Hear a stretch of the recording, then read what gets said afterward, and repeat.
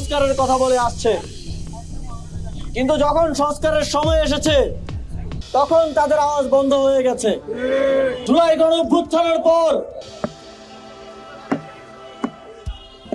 আমাদের সামনে আগামী 12ই ফেব্রুয়ারি,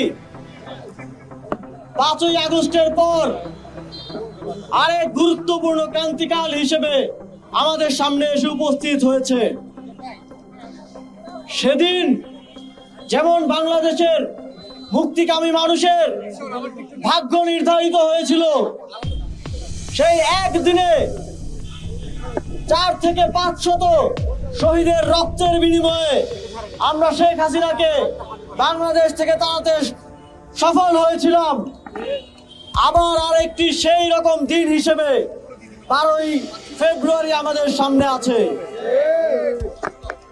সেই দিনটির জন্য আমরা 17 বছরের প্রস্তুতি নিয়েছিলাম, কিন্তু এখন আমাদেরকে আর রক্ত দিতে হবে না, আমাদেরকে শুধু সিল দিতে হবে, এবং একটি সিলের মাধ্যমেই আমরা সহস্র শহীদের রক্তের মাধ্যমে যা অর্জন করেছিলাম তা রক্ষা করতে পারবো।